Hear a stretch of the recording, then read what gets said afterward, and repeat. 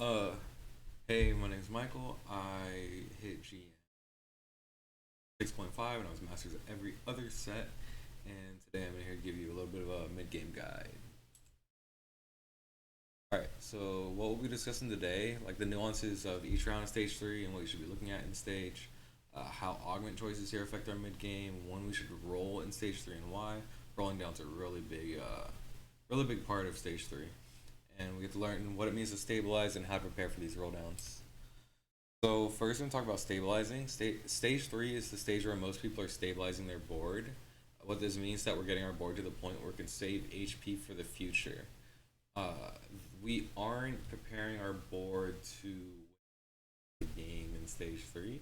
We just gotta get ourselves to a point where we can, one, get to level 7 safely with enough HP to stabilize again, or be at a be at a strong enough point where we can go to level 8 and just stay above 50 gold. So depending on what we hit, we stabilize for another roll down at 4-1 or roll down at level 8. Rolling down is the biggest part of stage 3. There's like so many times where it's correct to roll down. Roll down from the gold saved up from your win or loss streak that you had together in the early game or stage 1 and 2. You have to know when to level to the correct level, how to prepare for your, and while you're rolling down, you need to know that you are preparing for different boards, not just one comp, and knowing what board is good enough to stabilize. Those are all like the nuances of rolling down.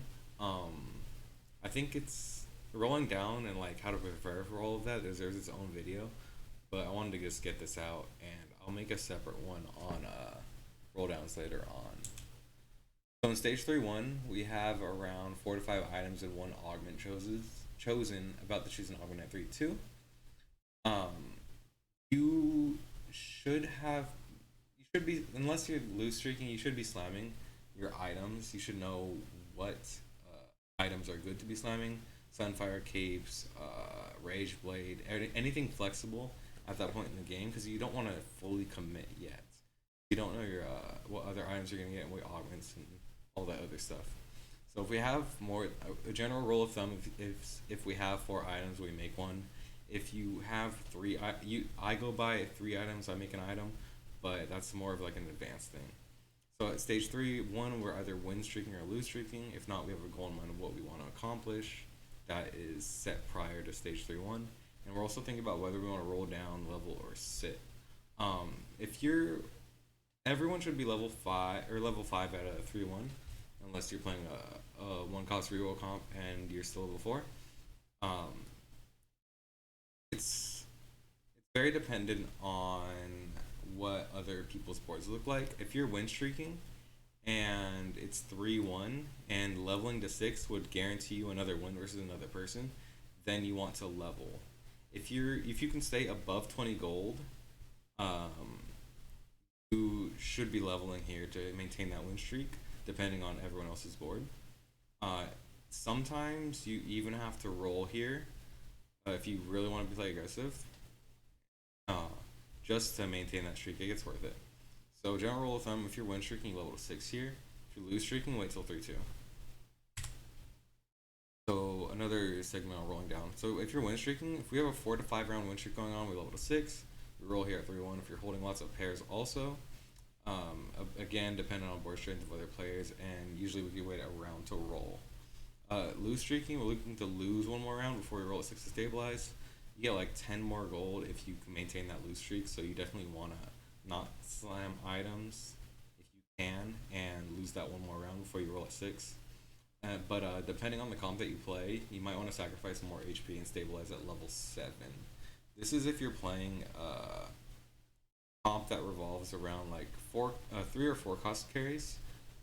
Sometimes for 3 costs you can roll at 6 because you have more gold to roll and the odds aren't that much better. 5% more chance. But if you are playing 4 cost heavy comp, you want to stabilize at level 7 at 3. Augment choices. You want to choose a combat augment at this stage. A combat augment is something that buffs your board and you'll be used to the end of the game. Economy augments are a lot weaker at this stage because you'll lose more HP to people with combat augments. You don't want to take any economy augments anymore at stage 3. Even Think Fast is pretty bad here. because you're just going to be losing way too much HP for the rest of the game if you do choose an econ augment. Uh, Combat augments allow you to save more HP, and generally, right here, you should be using a combat one. You also want to choose a flexible augment unless you have a guaranteed direction for your comp. Like I said, you don't really have direction until stage like I want to say 4, where you know for sure what you're playing. So you want to try to keep it flexible. If there are other comps available based on what you slammed and the units you have, it's usually a bad idea for to choose an augment for one synergy. Don't choose those synergy augments unless you for sure know you're like win streaking, you're high rolling, you know exactly what your board is going to be in a few rounds. So for stage 3-2, we level to 6. Ideally, we stay above 30 gold. It's just a general rule of thumb. It's how the game goes, and that's what everyone does. 30 gold gets us enough gold to be level 7 at 4-1. And of course, we choose that combat augment. Fits our board, and we're flexible about it. And we're scouting other people's boards to see what augment they're taking and what they might be leaning toward. That's important for our roll down later on. If you're seeing other people take the trait or synergy augments, and you're like, okay, this is a little bit contested, maybe I don't want to go. If there's like 2 to 3 people doing the same thing, you don't really don't want to contest those people. But if you are stronger than those people and you're win streaking, it's fine to be contesting there, because you're gonna have more gold and you're gonna hit first. Stage 3-3, it's just another combat round. Nothing's too special happens here. You scout and maintain your win streak. You don't level to 7 here. It's just on that interval where you're losing gold if you level to 7, unless you're like high rolling and insanely strong and you really want to level. Generally, you don't want to level to 7 right there. You lose streaking. You're either low down at 6, and here if you're playing a 4-cost carry comp or a comp that stabilizes on 7, you're still looking to lose the 1 more. But ideally, you roll down at level 6, and your board is strong enough to save you HP until you roll down at 4-1 again. And of course, we're still thinking, because we have Carousel next round, we're thinking about the item we slam next. 3-5 to 3-6, we have our item up the carousel. Either we slam or wait to slam.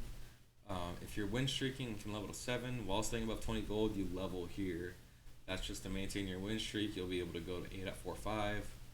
And it's dependent on lobby strength. So even if you are 100 HP here and you like look at other people's boards and you're like, yeah, I still have a chance of losing here. Don't level then. It's not worth it to lose all that gold, and just keep your gold and roll down at 4-1 and then 4-5. If you are lose streaking, we might be level 7 here and rolling down. Otherwise, we're preparing for a 4-1 roll down at level 7. You should have a comp in mind at this point because you are losing HP. If you're up below like 60 here,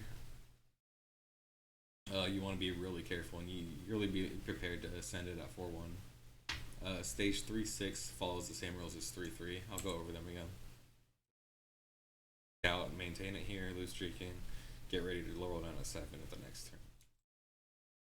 So a summary. We went over the nuances of each round in stage 3 and what you should be looking at each stage, how augment choices affect everything, when you should roll, what it means to stabilize, and how to prepare for roll down. Feel free to ask any more questions.